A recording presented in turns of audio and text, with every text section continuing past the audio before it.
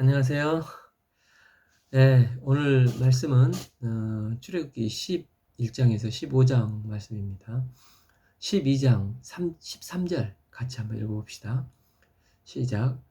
내가 애굽 땅을 칠 때에 너희가 사는 집에 있어서 너희를 위하여 표적이 될지라. 내가 피를 볼 때에 너희를 넘어가리니 재앙이 너희에게 내려 멸하지 아니하리라. 오늘 말씀은 11장에서 마지막 10번째 재앙 경고를 합니다. 12장에서 10번째 재앙이 시작됩니다. 6월절 예식을 하고 출애굽을 시작합니다. 13장에서 불기둥과 구름기둥으로 출애굽한 이스라엘을 인도해 나가십니다. 14장에서 홍해를 만나고 홍해를 믿음으로 건너게 됩니다. 15장에서 홍해를 건너게 하신 하나님께 대한 감사와 승리의 찬양이 나옵니다. 그리고 불평했다가 엘림까지 가는 것이 나오게 됩니다. 6월절과 홍해를 건너는 사건은 출애굽기와 모세 오경에서 구약 전체에서도 중심에 해당하는 말씀이라 할 수 있습니다. 예수님의 구원 역사를 가장 선명하게 보여주는 구약 사건이라고 할 수가 있습니다. 11장 5절에서 6월절은 10번째 온 그 애굽의 재앙인데 그 모든 장자가 죽는 사건입니다. 이 애굽 땅에 있는 모든 장자뿐만 아니라 동물들의 첫째까지도 다 죽는 재앙입니다. 6절 이때 애굽의 온 땅에 전무후무한 큰 부르짖음이 있을 거라는 것입니다. 7절에 그 문제는 이 땅에는 이스라엘 백성들도 살고 있는데 그러면 이스라엘 백성들의 장자들도 재앙을 피할 수가 없습니다. 하나님께서 그걸 피할 수 있는 방법을 구별하여 알려주시는 것이 이제 6월절입니다.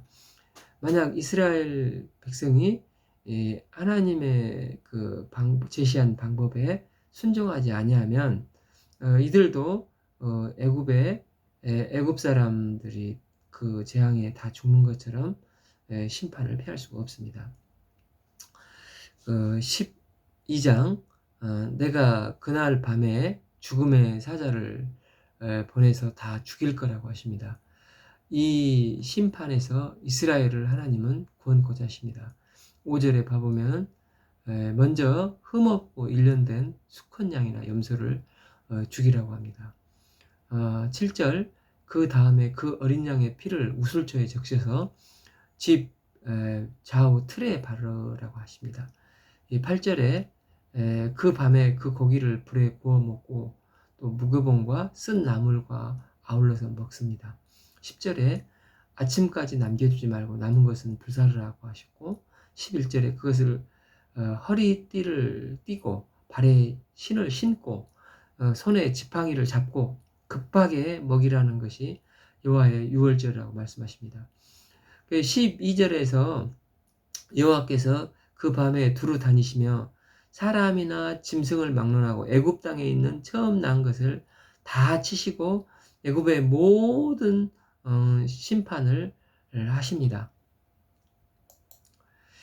그러나 13절에서 이스라엘 백성은 여호와께서 문지방에 뿌려진 그 피를 볼 때 그 피를 인하여 재앙이 넘어가고 이스라엘은 멸하지 아니하실 거라고 말씀하십니다. 여기서 넘어간다 이것은 패스 오버 우리말도 월담이라고 하지 않습니까? 넘을 월자를 써서 6월절이라고 부릅니다. 이 6월절이 얼마나 중요하냐면 14절 이날을 기념하여 영원한 규례로 삼으라고 하십니다. 이것 때문에 이제 이스라엘 달력이 바뀌어집니다. 원래 그 이스라엘이나 그 히브리 근동 아시아 지역에는 10월 지금의 10월 중순경을 T10월이라고 했는데 이게 그 1월 첫째 날이었습니다. 그런데 하나님께서 6월절을 기준으로 이제부터는 이달을 아비벌 1월로 삼으라 하십니다. 그러니까 원래 7월 T10월이 이제부터는 1월이 되는 것입니다. 그야말로 이스라엘 역사에서 이 6월절이 완전히 새로운 역사의 출발점 스타트가 되었습니다. 이 6월절은 규례는 예수님의 십자가 사역의 그림자라고 할 수가 있습니다. 예수님의 십자가와 부활, 또 이 유월절에 일어납니다. 그 요한복음에서 예수님은 때가 되었다 하시면서 십자가에 죽으셨습니다. 그 때가 되었다는 타이밍, 이 유월절에 죽으시고 유월절 다음 날에 부활하셨습니다. 이 유월절은 7일을 지키는데 이 유월절 기간에 예수님께서 십자가에 죽으시고 부활하신 것입니다. 예수님의 사역은 바로 이 유월절 사역이라고 할 수가 있습니다. 우리는 죄로 인해 원래 죽음의 사자의 심판을 받아 다 죽어야 하는 사람들이었습니다.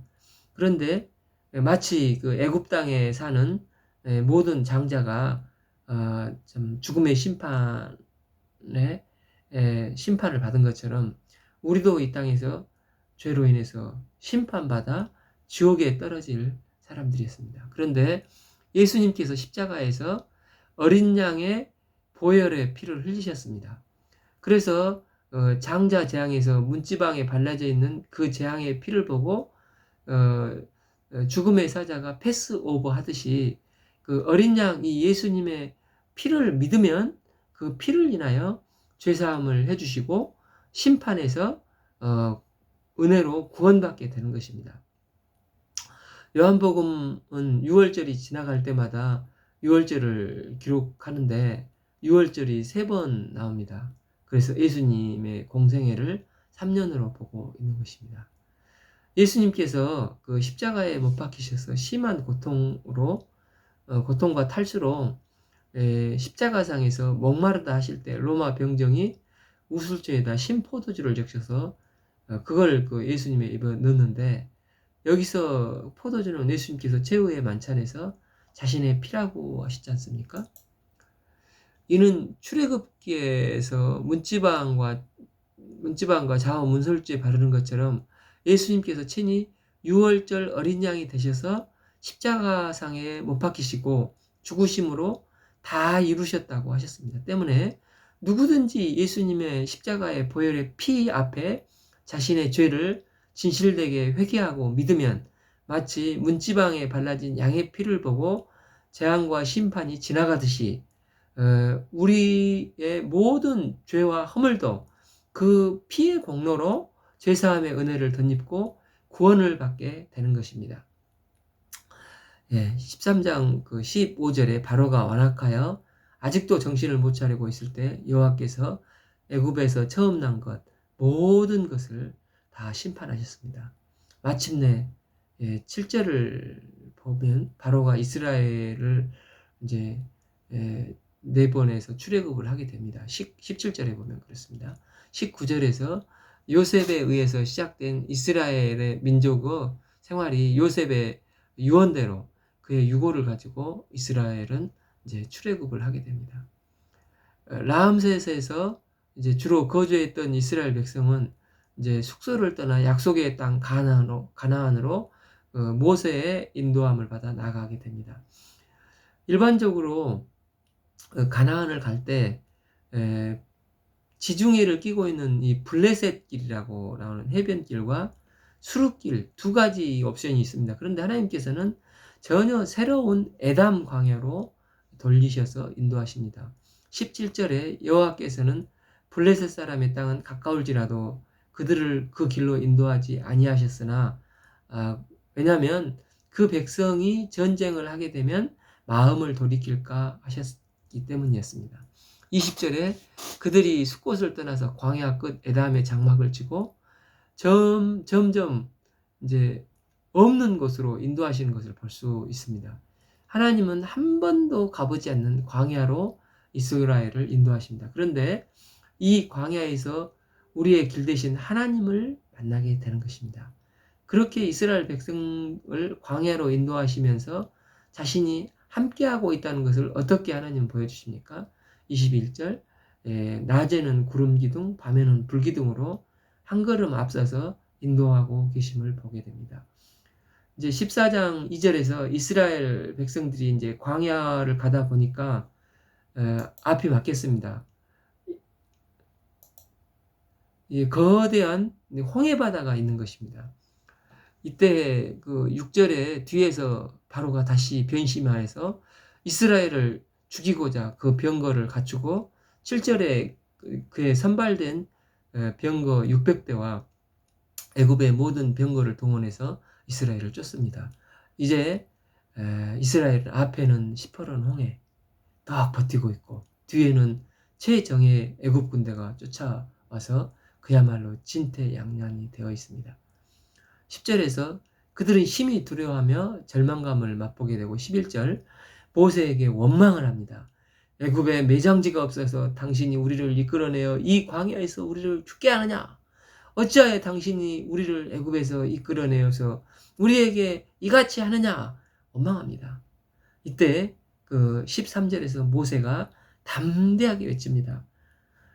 너희는 두려워하지 말고 가만히 서서 여호와께서 오늘 너희를 위하여 행하시는 구원을 보라. 오늘 본 애굽 사람은 영원히 다시 보지 아니하리라. 14절에 여호와께서 너희를 위하여 싸우시리니 너희는 가만히 있을지어다. 15절에 이제 모세가 부르짖어 기도하고 16절에 지팡이를 들고 손을 바다에 내밀어 그것이 갈라지게 하라. 이스라엘 자손이 바다 가운데서 마른 땅으로 행하리라 하십니다. 21절 이제 모세가 아주 당당하게 바다 위에 손을 내밀매 여호와께서 큰 동풍이 밤새도록 바닷물을 물러가게 하시니 물이 갈라져 바다가 마른 땅이 된지라. 그리고 백성들은 바다를 육지같이 바닷길을 건너게 됩니다. 그러나 애굽 병거는 27절에 모세가 곧 손을 바다 위로 내밀매 여호와께서 애굽 사람들 가운데 바다 가운데 엎으셨습니다. 할렐루야. 15장 1절에 이스라엘은 드디어 히브리서 11장 29절 말씀처럼 믿음으로 홍해를 육지같이 건너고 하나님께서 행하신 구원에 대한 감사와 감격을 찬양을 하게 됩니다. 내가 여호와를 찬송하리니 그는 높고 영화로우시며 말과 그 탄자를 바다에 던지셨음이로다. 이 찬양이 이제 1절부터 18절까지 이어집니다.